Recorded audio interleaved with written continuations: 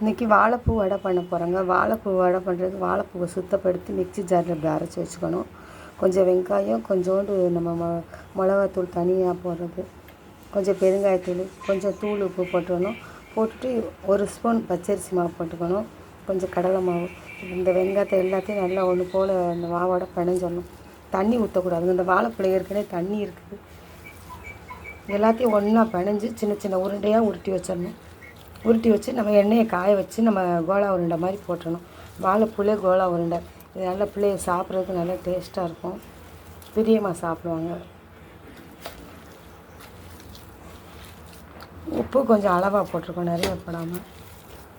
இது சின்ன சின்ன உருண்டையாக உருட்டி வச்சிடணும்.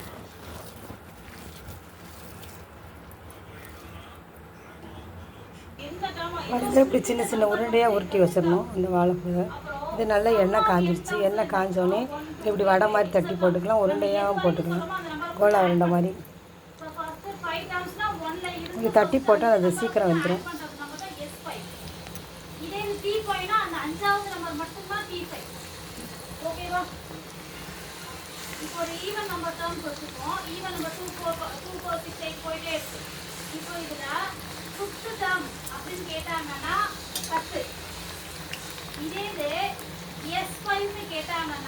இது நல்லா வெந்தோடனே அப்படி லேசாக பரட்டி போடணுங்க சினுக்கறி வச்சு.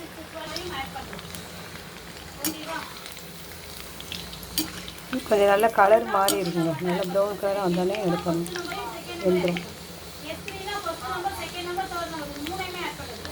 வாழைப்பூனால சீக்கிரம் ஒரு கொதியில் வந்துடும்.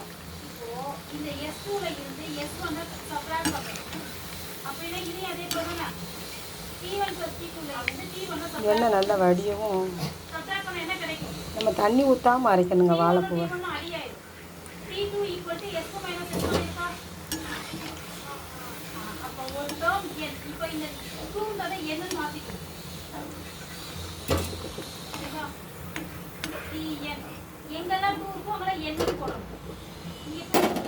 இப்போ வடை மாதிரி போட்டோம்லங்க, இப்போ கோலா உருண்டை மாதிரி போட்டோம். நம்ம அந்த உருட்டி வச்சதை இப்படி சின்ன சின்ன உருண்டையாக போட்டோம்.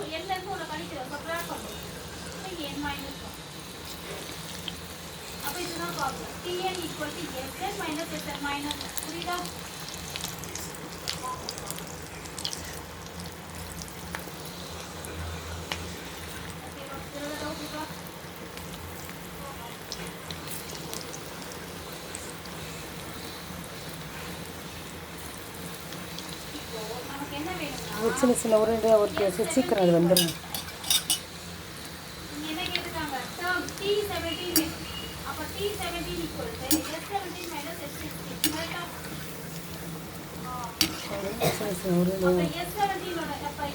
இது கொஞ்சம் கலர் மாறி நமக்கு வித்தியாசமாக தெரியும் எடுக்கணும். இந்த நுரையெல்லாம் அடங்கிடுச்சுன்னா வெந்துருச்சுன்னா இருக்கும். எண்ணெயிலேருந்து இப்படி நுரை வராது, வெந்துட்டோம். வாழைப்பூ வடை ரெடி. சாப்பிட வாங்க.